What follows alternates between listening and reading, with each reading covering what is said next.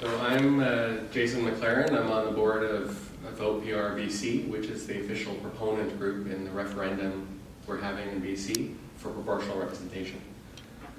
I want to thank everyone for coming here today. It's really an important topic, so I'm glad to see a few of you here to learn more about it, and I look forward to discussion with you at the end. So I'm going to take about 25 minutes and talk to you today about a couple of important issues about proportional representation. First, I want to give you some reasons why proportional representation is right for British Columbia. And those have to do with fair elections, stable governments, and better policies that come out of proportional representation. And then I want to spend about 10 minutes and review the three systems that are up in the referendum. So I know people often have some questions about how they work, so I just wanted to briefly review them and give you some more resources. So I'll start off by talking about fairness. And to talk about fairness, we have to talk about what does pro-rep mean. We always say we want to make every vote count. And so in particular, pro-rep is about the legislature, the composition of the legislature, reflecting the will of the voters. So to get down to brass tacks, if you get 40% of the votes, you should get 40% of the seats. That sounds pretty straightforward, but that isn't what we would get now. Under the current system, first past the post, it's a system where you have a bunch of independent races, one in each riding, and you only count the votes that go towards the winning candidate in each riding. So you get a lot of distortions. Usually what we get is what's called a false majority. So if you get about 40% of the vote, that's usually enough to get around 60% of the seats. And that's a majority in the legislature, and then you can rule unopposed. You don't have to cooperate with other parties. If you don't want to, you can implement your agenda. So we say you have 100% of the power with only about 40% of the vote. Here in 2013, it's a typical example, the Liberals and the NDP got fairly similar numbers of votes, but the Liberals got the magic boost, as I like to call it, that's a technical term. And they got 60% of the seats, 100% of the power. But it turns out you don't even have to get the most votes. Sometimes the party with the second most votes gets the magic boost. So in 1996 in British Columbia, the NDP had slightly fewer votes, but they got the magic boost. They got 52% of the seats in the legislature, and they got 100% of the power. And this is about when the BC Liberals started thinking, well, maybe this proportional representation thing is worth looking into. So is this really a big deal, or is it sort of a statistical anomaly? It turns out that this happens almost all the time. Since the 1950s, which were the last time that we did a major change to our voting system in British Columbia, only one government has won a true majority, and that was right after that wrong winner election. The next election, the Liberals got all but 2 of the seats in the legislature. So that was actually a true majority because they got, I think, 50-something% of the votes. And right now we have a minority government. So aside from that, it's been false majorities all the way. So what does that mean for the average voter if we only count the votes that go towards individual riding winners? Well, that means in the last election in 2017, we had about 300,000 Liberal voters who didn't get to elect anybody. They voted for somebody who didn't win. About 300,000 NDP voters who voted for somebody who didn't win. And about 300,000 Green voters who voted for somebody who didn't win, although they're probably used to it by now. So in all, it's about 900,000 people who aren't really represented by somebody in the legislature. Now, you might be saying to yourself, this is fair enough. Elections are about winners and losers, and these 900,000 people are losers. But isn't that a strange way to think about representative democracy? Can't we have a system that lets most of us elect somebody and be represented in the legislature? It turns out in other countries where they use proportional representation systems, roughly 95% of people can typically elect somebody to the legislature. So by cutting ourselves off at 50% with our system, we're really the odd ones out here. The other thing I want to say about fairness is the way our current system exaggerates our regional differences. After every election, we typically see a map that looks like this, where one side of it is all orange and one side of it is all purple, And there's a weird little corner there that's green. And this does not reflect reality. On the left is how we actually voted. It looks more like a patchwork quilt. And so what we get on the right is an extreme distortion of how we actually voted. And it does two things. One, it creates a feeling of polarization. It creates this unreal divide between north and south, or between rural and urban areas, that doesn't really exist if you look at how we actually voted. And the second thing it does is it freezes whole regions of the province out of power. If blue is in power for 16 years, as they reasonably were, then the whole orange side of the map doesn't get any representation in government, in the governing party. And likewise, now that orange and green are in power, the whole blue side of the map is unjustly frozen out of the halls of power. Whereas if you look at the way we actually voted, all regions should be represented in government, all regions should be represented in the opposition as well. So it's really unfair the way our current system distorts and simplifies our true voting patterns. So what happens when we know that our votes probably aren't going to matter, that they're going to get thrown away? Well, we get strategic voting. I'm going to take a little straw poll here. How many of you have ever voted for somebody who wasn't your first choice? You looked at your first choice and you said, well, they probably won't win, so I better vote for my second choice because otherwise the third choice will get in and I can't stand them. All right, well, we've got a little majority in the room. One of you has never voted strategically. I congratulate you. Keep your hands up if you liked voting strategically. Nobody has their hands up. So voting strategically instead of sincerely is a good way to get alienated from government. If you think that you don't even have the chance to vote for who you really want, then of course government isn't going to do what you want them to do. So what happens when people feel like their only choice is to vote strategically? A lot of people don't vote at all. Especially young people these days don't vote in great numbers at all. So that's really dangerous for our democracy because that means that people have no connection really with their government legislators, the people who are supposed to be representing them. That sort of alienation leads to, well, what we've seen down south, people who feel like they've got no stake and they need an outsider to come in and shake things up. Instead of people feeling like we're all in this together, we're working together and we all have a stake.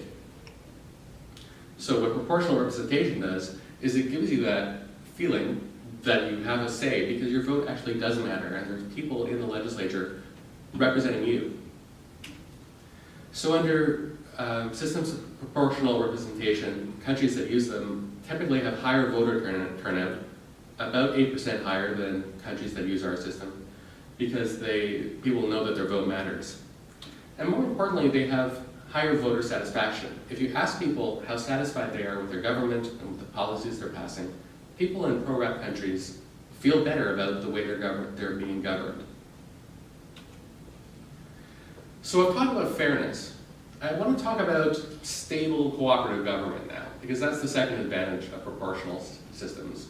Right now we have this sort of hyper-partisan situation, the way we're governed, where parties are always at each other's necks because they know that a small swing in the popular vote, could lead to a large swing in the number of seats. So if they can get some advantage, some small advantage, they can go from being a minority to having a majority government. And so that leads to parties attacking each other, constantly focusing on their differences and how they can get a leg up on the other party.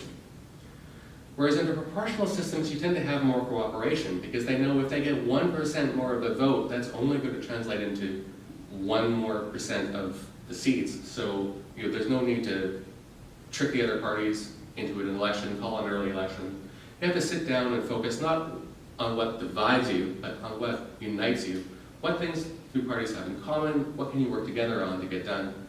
We've seen this in the minority government that we have right now, where they came up with an agreement. We had two parties, the Greens and the NDP, came up with an agreement on what they had in common on their platforms. And in the first year, they've already gotten 70% of it done. So that's a pretty good record in terms of getting things accomplished, because you focus on what you can do, what you agree on, and more importantly, the people supporting you form a majority of the population under pro-rep. What do they agree on? So you end up with policies that typically, under proportional representation, meet the desires of the average voter. And what that does is it leads to stable policy. We avoid flip-flops, or what we call policy lurch. Because if you have a majority government that only represents a minority of the voters, then they'll typically enact some unpopular policies because a majority voted against them. And then another party will gain power in the next election, and they'll spend the first year undoing some of those unpopular policies because the minority that they represent doesn't support them. So on the other hand, if you have a proportional system where you've got a majority of support for your policies, those tend to be more stable policies that stand the test of time because they're reflecting the needs of the average voter. So that's better for business investment, investor confidence, that's better for ordinary citizens to know that they have stable policies they can rely on. So the third part I want to talk about why ProRep is a better way of electing our MLAs, is about the policies themselves, the better policies that we get out of these stable governments that we elect. I'll look at a bit of the research that has been done in political science in a few different areas. The first is looking at the health and education outcomes. If you compare about 35 different countries that use a mix of proportional systems and plurality or majoritarian systems as we do, you find that the pro-rep countries have better health and education outcomes and other social outcomes as measured by the UN Human Development Index. You find that pro-rep countries have better environmental outcomes as measured by the Yale Environmental Performance Index. And most interesting to me is that the countries with proportional representation tend to act earlier on the environment. And that's really important. We've seen with climate change that the later you leave acting on it, the more expensive it gets. And so earlier environmental action can be less costly. And that leads to some economic outcomes that countries that use pro-rep surprisingly have less debt, fewer corporate or lower corporate taxes, less economic inequality.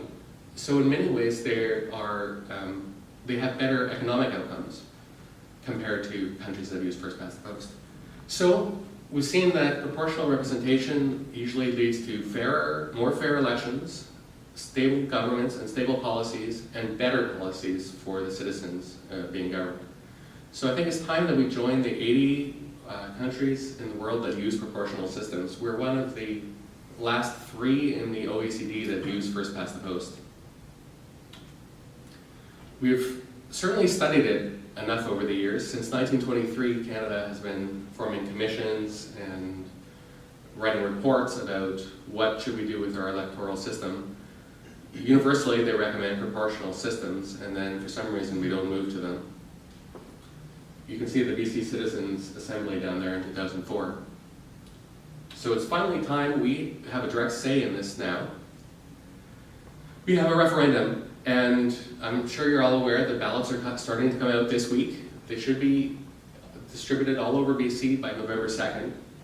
And the result will be legally binding on the government, but we get a do-over after 2 elections. If we vote this time for proportional representation, then we get 2 elections under the new system, and then we have another referendum to decide whether or not we want to stay with it. So if we feel like we made the wrong choice and it's been a huge mistake, we can go back.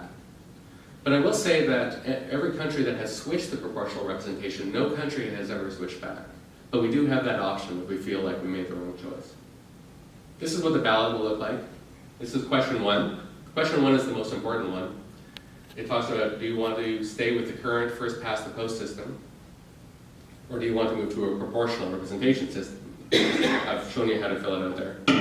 The second question is an optional one. It asks about 3 different proportional systems of voting and asks you to rank them. And you can rank either just one of them, your favorite, or you can rank 2 or 3 of them. Or you could leave this question blank if you want. But I'll talk a little more now for about 10 minutes about these 3 systems and how they work and what their trade-offs are, so that you can make a choice on this if you like. But first I want to emphasize what the systems have in common. They were suggested by the government because of the largest consultation in BC history, which happened last year. More than 80,000 people responded. talking about what qualities were important to them in an electoral system. So the government came out with a list of things that were important to people about the current system that they wanted to preserve. For instance, they wanted to vote for individual candidates, not for party lists. So all of the systems have that as a feature, that you can vote for individual candidates. People wanted local MLAs for every part of BC. They didn't want to be governed from Vancouver. And so all three systems have local candidates. People wanted to preserve the current proportion of rural representation. They didn't want, again, to be governed by those jerks in Vancouver. And so all three systems provide that. And finally, we didn't want to increase the number of MLAs too much. So all of these systems might have a few MLAs more, but nothing too drastic. So whichever system you pick, or however you rank the systems, they all provide proportionality and they all preserve a lot of the good things with the current system. So I'll talk about mixed member proportional first. It's called mixed member because it's a mix of our current system, first past the post, and a pure list proportional system. What happens is you get two votes, one for your riding, which is a local vote, and one for the region, which is more of a proportional vote. And so the ridings, people get elected in ridings the same way as they do now from the first vote. Whoever gets the most votes in the riding wins. And then the second regional vote is used as a top-up. You look at what parties the candidates were in, that people voted for in the regions, to determine what proportion of the legislature each party should get. And then you start with the number of riding candidates that they get and ask how many top-ups do they need to get the proportional number of seats. And so say if the Green Party only got 5 riding seats and they need 7 to be proportional, they get 2 off the list. And the way that we're recommending those people get selected off the list is the 2 that get the most votes. And I think there's widespread agreement that voting for individual candidates off those regional lists is the way we want to go, so that the people that get the most votes are the ones who are selected for the proportional top-ups. So this is a nice combination of our current system. We still get a local plurality elected riding MLA, as well as proportionality through the addition of the top-up list seats. This is what a ballot would look like typically. You've got the first vote for an individual in your local riding, and then the second vote you vote for an individual who's a member of a party in the region. Often these are people who are running in one of the ridings in that region. So you get 2 votes, and as I described, it ends up being a proportional system with local representation. So it's used in Germany. It's been used, I believe, since World War II. And this was a system that was selected by New Zealand in 1995 when they had their referendum. It was selected by PEI last year in their referendum, although the Premier later said that referendum didn't count. They're going to have another referendum coming soon, and Quebec is moving to this system. They've had a recent election, and the party that won government, actually all the opposition parties, said that they would switch to mixed member proportional if they got elected. So they are going to be moving to mixed member proportional. So it's a fairly popular system, and it's a fine system if we were to select it. So the second system, dual member proportional, is what would happen if you looked at mixed member proportional and said, this is fine as far as it goes, but can we do this without the regional list seats? So what happens is, in this system, it's a bit simpler. You have only 1 vote, and then each riding has 2 MLAs. You can probably see where this is going. It's very similar to mixed member. The first MLA in each riding gets elected by first past the post. Whoever gets the most votes in that riding wins the seat. Then the second seat is filled through top-ups. You look at what parties got what proportions, how many top-up seats would they have to get to make it fully proportional, and then you pick the runners-up who got the most votes, riding by riding, in a way that makes top-ups add up to the proportional proportions. So you've got a system that has a simpler ballot. You only get 1 vote. I'll show you the ballot here. Typically, parties will run 1 or 2 candidates because there is a possibility that they'll win. The first candidate will get the riding vote, and then the second candidate might still get the popular proportional vote. But you only make 1 vote, and everybody is in a local riding rather This system was invented by Sean Graham at the University of Alberta to account for some of the unique geography of Canada, where we have cities and more rural areas. And so it's a fairly good modification of mixed member proportional. Finally, rural-urban proportional. So under the hood here, what rural-urban proportional really is a single transferable vote most of the time. You may remember single transferable vote from the last referendums we had. What STV is a system where you have large ridings with multiple MLAs, and they can be from different parties. And then when you're voting for the MLAs, you get to rank the candidates. And then the MLA selection process involves knocking out the weaker candidates and taking their second choices, those voters' second choices, until you have MLAs who have won a sufficiently broad proportion of the votes in their ridings. So they get a lot of people's first place choice, and then they get some second place choices, some third place choices. So you end up with two beneficial characteristics here. The first is that most of the winners have broad support, and the second is that most voters elect somebody who's either their first choice or maybe their second or their third choice. So single transferable vote is a pretty good system. It's used in Ireland and Malta. It was recommended by the BC Citizens Assembly in 2004.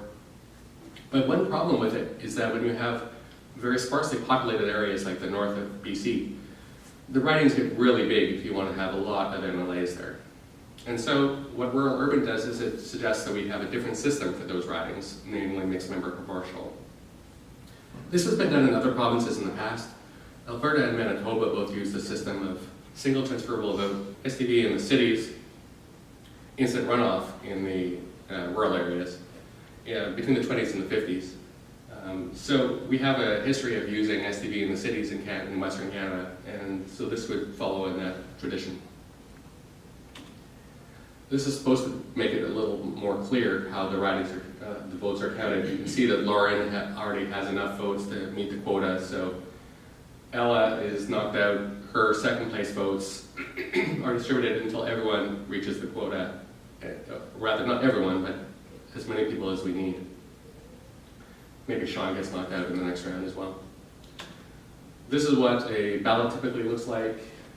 You probably have a few candidates from each party, depending on how much resources they want to spend in this region. Some independent candidates, they have a good chance of getting elected. And then you rank as many candidates as you like. So I'm sure that you all memorized everything I just said and have a perfect command of this at this point. But if you don't, here's a little summary table. Mixed member is a system that's sort of a mix of the current system and a pure proportional system. Dual member is like a version of mixed member that uses uses simpler ballots, and everybody is from a local small riding. And rural urban maximizes voter choice and voter power by giving you the ability to rank a number of candidates, and also increases competition among MLAs, not only from different parties, but in the same party, because you've got a team of MLAs that you're electing for your larger riding. Here are some resources, so you can do a bit more research yourself. The first one is from our group, Vote BRBC. Elections BC has some really good information, including some videos on the systems. And the third one is a quiz that I highly recommend. It's got about a dozen questions, and based on what you value as important or not important, desirable or not desirable in an electoral system, it'll tell you which systems of the three you prefer and by how much. So I recommend you check that out. So I hope I've convinced you that proportional representation is the right choice for British Columbia, and I've given you some tools. You can go back to your local unions and talk to your fellow union members about why they should vote for ProRep in the upcoming referendum. I'd be happy to have a little discussion if any of you have any questions at this point.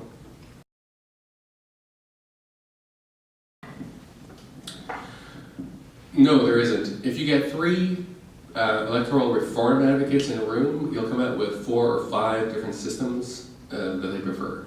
Okay. And the thing is, people often ask me, is there a best system? for British Columbia. And there's not. If there was, we wouldn't have the second question on the referendum. We would just choose the best system.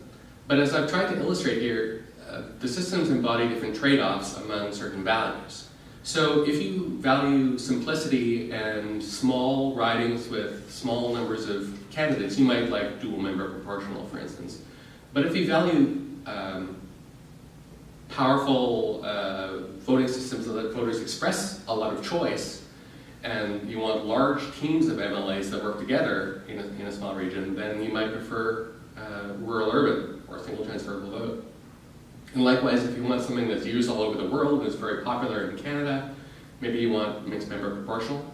And maybe you like the idea of the lists. Some people don't like the lists because those people are for a larger region. Some people do like them because it lets parties run a diverse slate of candidates very explicitly. So there's reasons to prefer each one of them, and it's really up to the people of British Columbia to say which one they prefer. That's why the government is giving this choice. Well, I'm not really sure why she would say that rural ridings lose out, don't get representation either, because it's clear that under any of these three systems, rural ridings would get representation. And moreover, the people in those ridings would be represented by someone who they voted for more than they are now. A lot of the time right now, some of my colleagues in Kamloops, for instance, they're in a riding, or two ridings in Kamloops that have typically voted about 50% Liberal, and 50% vote for NDP or Green or Conservative or somebody else. And so there's about half of the population out there that's not represented. So what a regionally proportional or a province-wide proportional system would do is it would give everybody in rural ridings better representation compared to the one-color representation we have now. Yeah, the extremist issue is an interesting one. There's a lot of countries around the world that use proportional representation. There's only a few that use first past the post. And there are problems with extremism around the world, but those aren't restricted to just countries that use proportional representation. We've seen in the United States, Donald Trump got elected, a small group of extremists managed to take over one of the large parties, and now we have one of these anti-immigrant, anti-trade parties taking over. We had another country that used first past the post, the United Kingdom. They had a referendum where they voted for Brexit. So extremism isn't really bound by what electoral system you have. I like to say, if you are electing extremists, you have an extremism problem, and that has not a voting problem. That has more to do with socioeconomic factors that are happening around the world or in those countries. And so, to me, the question really is, how do we best deal with socioeconomic problems? What we want to do is have a system where everyone is represented, and moreover, everyone feels represented. So you don't get this sort of populism bubbling up from underground, where people feel like the politicians are elites that don't listen to them, and they have no choice but to vote for somebody extreme who is then going to take more than their fair share of the seats. If you see in proportional systems situations where extreme parties do take a share of the seats, for instance in Sweden, recently they take 20%, that limits their participation to that 20%. We've seen in Sweden, the other major parties decided that they wouldn't work with that extreme party, and so it's not that they suddenly took control. Whereas if they were part of a larger party and they won a majority, then all of a sudden they would be, they'd have an outsized measure of control under a first past the post system. So I think when you're hearing these arguments from the no side that if you boil it down, what they're saying is if you give people a real choice of who to vote for and you make their vote matter, what people in British Columbia will really want to vote for is Nazis. Well, I have more faith in them than people in British Columbia, and I have faith that the existing political parties would be able to run and beat Nazis in a fair election. Sure, typically what happens is the same as under our current system. After the election, the parties dust themselves off and look around, and whoever usually has the most seats in the House gets the first try at forming the government. It's a matter of being able to command the support of a majority of the House. So typically, you'll want to form an alliance or either a formal alliance with or coalition with other parties, or you'll just want to get an agreement with them that they'll vote to support your budgets, as we're doing with the current minority government. So sometimes it takes a bit longer. It might take a month or two to do. And while that happens, there's a caretaker government, just as there is under our current system when we took a month to figure out who was going to form the new government. So, the trains keep running on time. But pretty quickly, usually, a government emerges. Well, there are some details that have to be worked out after we choose which system we're going to use. And so some of those details, like the riding boundaries, are going to be figured out by independent, nonpartisan commissions, like the Riding Boundary Commission, as they're done now. And some of them are going to be figured out by an all-party committee that meets. And they're going to be, my understanding is they're going to be traveling around the province so that people can make submissions to them on the topics of interest. So we still get a say into what the details of the system might be, whether we want the open list where you, for instance, if we vote for MMP, you want to be able to vote for an individual candidate, that sort of thing. So there's still some work to be done, and it's important that you engage with your MLAs on this. Well, I think in the last election, the last referendums that we had a pretty high bar. 60% of the population had to vote for it, and the majority of the ridings. And I mean, that was really rigged in a way in favor of the status quo. And so what we have now, I think, is less arbitrary. It's really, what does the population want? 50% plus 1 decides it. Again, with this do-over referendum that we have after 2 elections. There is, of course, there's always going to be a status quo bias. People, fear change sometimes, and they want, if they don't understand what the possible change is, then they'll vote for the familiar. So I think we don't need to stack it as we did in the past anymore against change. I think 50% plus 1 is a fair threshold. And Elections BC agreed with that. They agreed that the question was clear and unambiguous, wasn't trying to trick anybody. So I think that's where we are now. The argument didn't really get any traction, and it's been abandoned. That is a good question. My understanding is that at least the first question, the government is bound, it's binding on them. I'm not sure about the second. But certainly if there's a clear majority expressed in favor of one or the other, the government will listen to that. It's a funny argument to make that this is somehow self-serving for the NDP and the Greens, when originally in British Columbia it was the BC Liberals who favored proportional representation, who started the Citizens' Assembly after that wrong winner election in '96, I think it was, where the NDP got fewer votes and more seats. And typically in Canada, Conservatives have often argued for proportional representation. Stephen Harper wrote a famous essay, Our Benevolent Dictatorship, or Benign Dictatorship, arguing that proportional representation might be the only thing that saved the Conservative movement in Canada. We know that they went on, the Reform Party and the Conservative Party, Progressive Conservatives went on to merge instead. Because under our current system, parties tend to end up with 2 parties after a while. Because smaller parties, people just don't vote for them because they don't think they can win. They vote strategically. So, given that we have 4 or 5 major parties in Canada, we've got 4 parties here in BC, if you include the BC Conservatives, which poll at about 12% typically between elections. A system that allows for greater diversity of representation, I think, is appropriate for British Columbia. And it doesn't necessarily favor the left or the right, it favors what the people of British Columbia want. And maybe that's a mix of policies from the left and policies from the right. I think British Columbians are a little more sophisticated than that.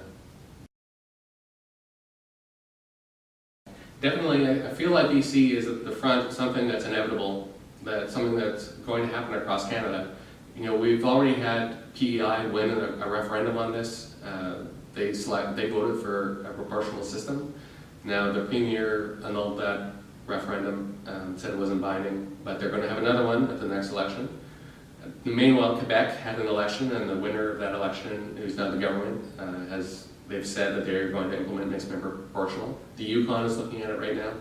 And every time we get an unfair election result, whether it's Doug Ford with 40% in Ontario, or the New Brunswick example where they had sort of a wrong winner election, every time we see in the media, well, this is why first past the post is unfair, this is why we need a proportional system.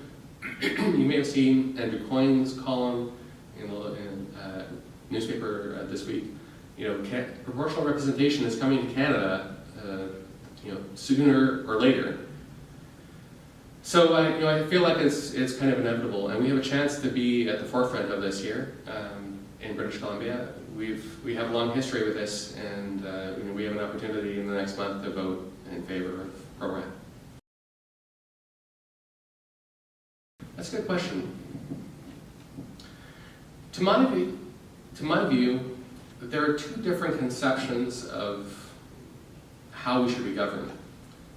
There's a view that what's required is strong leadership that makes decisions and isn't bound by any sort of constraints, gets to do its own thing for a while. One person gets to make the decisions, and then you switch. And they get voted out of power by the people. After the people get sick of them, they throw the bums out. And then another party gets a chance, and they undo some of the decisions and correct some mistakes. But they have a strong mandate to govern and enact policies that their members support. That's one view of how we should be governed. And another one says, it's not just at election times every 4 or 5 years that we should have a say. We should have government is about being represented and about having to collaborate and cooperate and compromise to get things done. Because there are genuine disagreements on matters of values, matters of policy in this country, and it's not just every 4 years we get to decide who wins, which side gets to dominate. Maybe a better way to be governed is if we have to work these things out with people we disagree with, so that we can come up with better solutions through argument and discussion, better solutions that work for more people. So I think that's a different way of thinking about governance, and the question to me really is not which one is better, but rather what values do the people of British Columbia have? Do we value compromise? Do we value coming up with policies that people can agree on? And if we do, I think proportional representation is the right system that lets us carry out those sort of values so that we can be governed the way we want to be governed. You're right that there will be more consistency, and that's because parties working together typically end up with better policies, but more importantly, policies that represent the views of the median voter. So sometimes there will be changes in policies, obviously, either as the population changes its mind or because a different coalition comes in entirely. But most of the time, you don't get unpopular policies passed. That's the real problem with the current system, is you get a minority government representing a minority of the people, getting a majority, and not really consulting sufficiently, not having to win the argument to impose their policies. And so you get majority governments imposing, paradoxically, very unpopular policies. And so often those will get undone by the next government, but the next government will impose their own set of unpopular policies sometimes, so you get this sort of back and forth change. I mean, you can always vote sincerely in a proportional system, and so it's always possible to change the government. If the population changes its views on something, or it realizes it was mistaken and some people change their mind, then the amount of votes that each party gets will change. Sometimes new parties will come in as new issues arise and new generations grow up. What won't happen is that a small change in the views of the population will result in a big change in the government or in the party support. That's what happens under our current system. So typically, going from maybe 38% to 42% is enough to get you from 20% of the seats to 60% of the seats. So what typically happens is that you get these wild shifts. Sure, you can throw the bums out, but it doesn't represent the true feelings of the population. So what typically happens in proportional governments instead, where you have coalitions, is that maybe the different members of the coalitions change. And of course, they have to respond to the views of the people if they want to keep getting elected.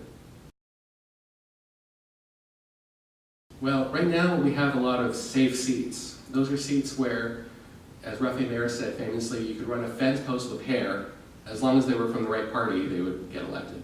And so those candidates tend to get parachuted in, nominated by the leader, and it's just a formality that they get nominated by their local nomination committee, and then they don't really have to pay too much attention. Whereas under a proportional system, every vote matters, and therefore every riding matters, and every voter has a say. So really the local representatives have to pay attention to what the people in their riding want, because their votes actually make a difference.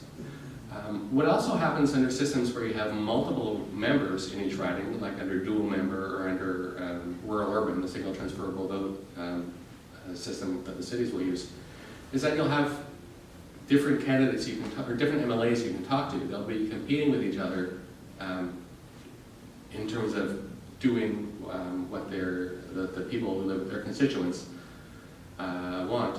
And so they'll be competing for their votes. And so if you're not satisfied talking to one MLA, as I'm sure many of you have not been satisfied talking to your MLAs about certain issues that you disagree on, you can go to another one. And that's perfectly natural, because an MLA is going to have one set of positions, and they can't possibly agree with everybody in their riding. So it's better that we have more than one person we can go to, whether that's a regional person under a mixed member, or two people under dual member, or a variety of people under single transferable vote, or the rural-urban system. You can find somebody who will listen to you, who you might be able to change their mind, or maybe who already agrees with you.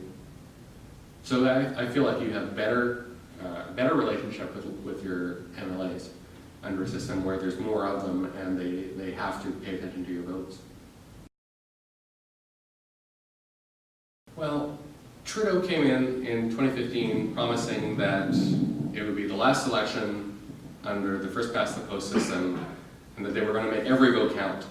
And those of us in the proportional representation advocacy groups smiled at this, because this is the slogan of Fair Vote Canada, and we thought we were getting proportional representation. And we've been working, we have members, Fair Vote Canada has members from all parties, and they've been working within their parties to build support for this, and we thought this was a reflection of the many liberals who support proportional representation.